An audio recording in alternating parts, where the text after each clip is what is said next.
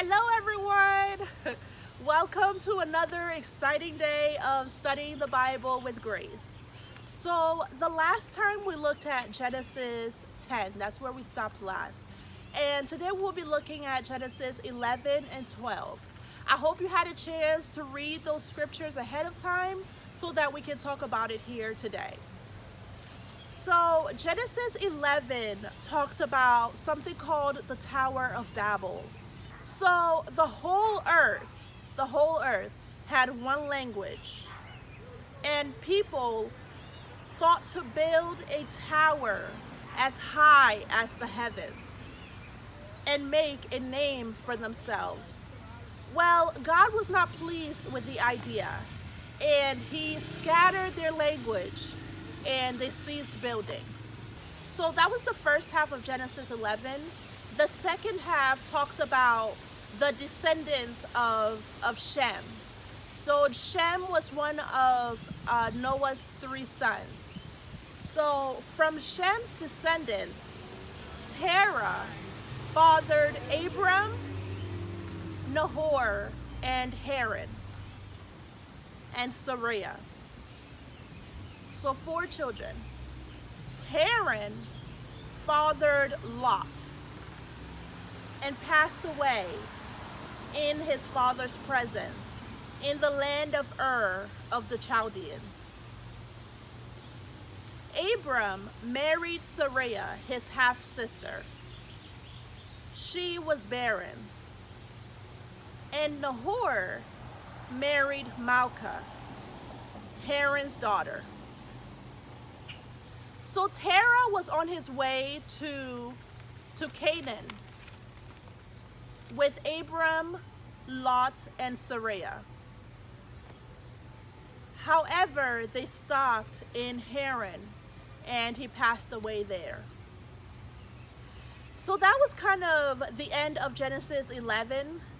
So then Genesis 12 talks about the call of Abram.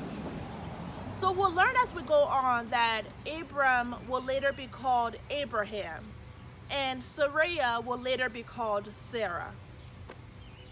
So the call of Abraham, Genesis 12, talks about how the Lord said to Abram, "Go from your country and your kindred and your father's house to the land that I will show to you. And I will make of you a great nation. And I will bless you and make your name great, so that you will be a blessing." So Abram went as the Lord instructed him. And he took his wife Sarai and his nephew Lot. When they arrived in the place, the Canaanites were there in the land. Now the Canaanites were Ham's descendants.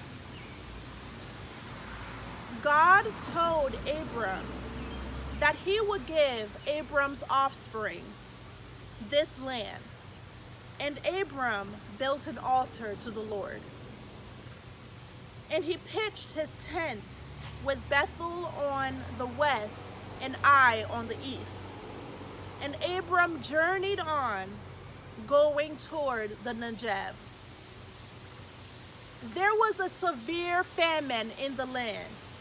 So Abram went down to Egypt to sojourn there. He told the guards and the Pharaoh that Sarai was his sister, so that they would not kill him for her. Therefore Sarai was taken into the Pharaoh's house. But the Lord afflicted Pharaoh and his house with great plagues because of Sarai. So Pharaoh was furious that Abram lied to him and sent him away from the land. The story of Abram always fascinates me in the fact that he was so human in his thinking. So Abram went to Egypt and he told the Pharaoh that Sarai was his sister and only his sister. He did not mention to him that she was also his wife. So the Pharaoh thought it was okay to approach Sarah and take her to his home. Well, this was really displeasing to God, and he punished the Pharaoh severely because of taking Abram's wife.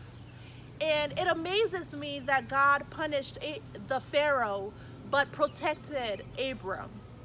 So we understand that Abram loved God and he was obedient to God. And so I think because of this, God always protected Abram. And so sometimes you and I feel as though we have to be perfect to have a relationship with God. But I want to dispel that myth and tell you that you don't have to be perfect to love God. You don't have to be perfect to have a relationship with God. That God will accept you just as you are. He knows exactly who you are. He knows the areas that you're weak in, and he knows the areas that you're strong in. He created us after all. And so I hope that you don't ever feel as though you're not good enough or that you haven't measured up to be called a child of God, to be called into the family of God. I hope that you will realize that even in our weakness, even in our flaws, God still holds us to the same value and he still wants a relationship with us.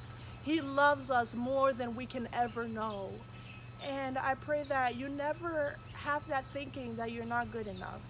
God is waiting for you and he wants to have a relationship with you. And he loves you just the way you are. You don't have to be perfect. I'm telling you, you don't have to be perfect to walk with God. So I hope that if you are one of those people who ever felt like you were not good enough, I hope that you stop feeling that way and that you will allow God into your heart and that you will allow him to be a part of your life. I want to tell you thank you so much for being here with me, and I can't wait to be with you again for our next session. Thank you. Bye.